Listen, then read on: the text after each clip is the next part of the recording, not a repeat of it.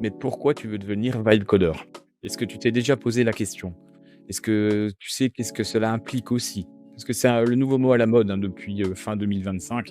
Tout le monde se l'arrache, mais voilà, certains pensent que c'est une baguette magique. Je me présente, moi c'est Chris. Je suis dans l'IT depuis plus de 20 ans et j'ai découvert le vibe coding l'année dernière comme tout le monde. Bien sûr, avant, je faisais beaucoup d'automatisation via Make ou N8N, donc ce n'est pas inconnu. Il faut savoir que moi, je vis du vibe coding actuellement et uniquement, que ce soit en formation ou du développement pour des projets clients. Donc cette vidéo, elle est pas faite pour toi si malheureusement tu as 15 ans, que tu as pas d'ambition, que tu sais pas quoi faire.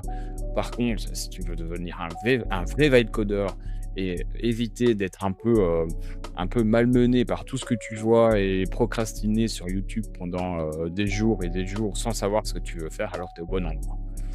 Du coup, on pense toujours que le vibe coding, c'est quoi? C'est taper 3 mots dans une IA, dans Claude par exemple ou dans Cursor. Mais laisse-moi te dire un truc, si tu cherches la facilité, tu vas te prendre un mur en fait. Les projets clients vont pas tomber tout seuls du ciel. Le vibe coding, c'est pas un miracle, c'est pas un don du ciel non plus, c'est une discipline hybride.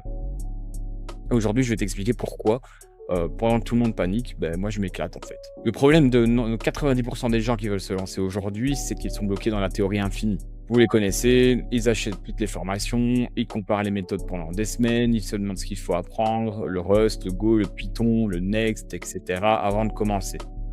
Ils complexifient tout, ils veulent optimiser des trucs qui n'existent pas encore, ils cherchent la perfection avant même d'avoir écrit la première ligne de prompt ou de code.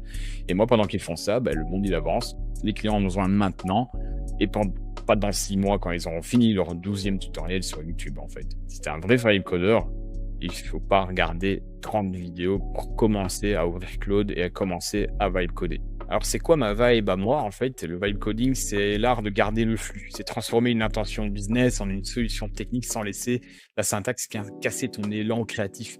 Moi, quand je bosse sur un projet client, je ne me demande pas comment faire une boucle fort en 2025 ou en 2026. Je me demande comment cet outil va résoudre le problème de mon client. L'IA, c'est mon prolongement, je le pilote et l'exécute. Mais attention, vibe coder, ça veut dire comprendre. Et si l'IA sort une bêtise, et que tu n'as pas l'instinct pour le voir, tu ne seras jamais un vibe codeur. Tu seras juste un copieur-colleur. Et ça, c'est vraiment le meilleur moyen de livrer de la merde, en fait, à ton client. On parle de château de cartes qui s'effondre, on entend beaucoup ça. Tous les puristes développeurs vont me dire: «Ah, celui qui vibe code, ça tient qu'à un film». C'est pas vrai. Moi, je vibe code et ça tient pas qu'à un film. La réalité du terrain, en fait, et par rapport à mes retours et mon expérience aussi, c'est que mes clients, ils s'en fichent de savoir si j'ai passé 10 heures à débugger manuellement une API ou si j'ai vibe codé la solution en 30 minutes avec les bons outils. Ce qu'ils veulent, c'est que ça marche, que ce soit robuste, que ce soit livré. Et en simplifiant mes tâches, je libère mon cerveau pour ce qui compte, l'architecture, l'expérience utilisateur, la valeur ajoutée. Je ne perds plus mon temps à être une calculatrice humaine. C'est pas donné à tout le monde parce qu'il faut accepter de lâcher l'ego du vrai codeur que tout le monde veut faire à la main pour devenir un architecte de solutions.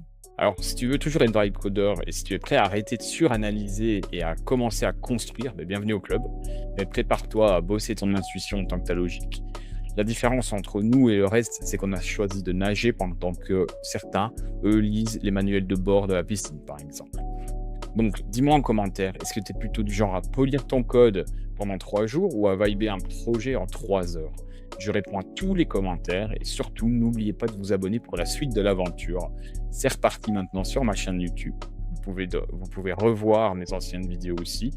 Je ne suis pas un influenceur, le montage est très vite fait et en plus de ça, je ne coupe pas mes erreurs quand on va faire du code ensemble pour le restant des vidéos. Donc c'est parti, abonne-toi et on se retrouve pour la prochaine vidéo. Salut!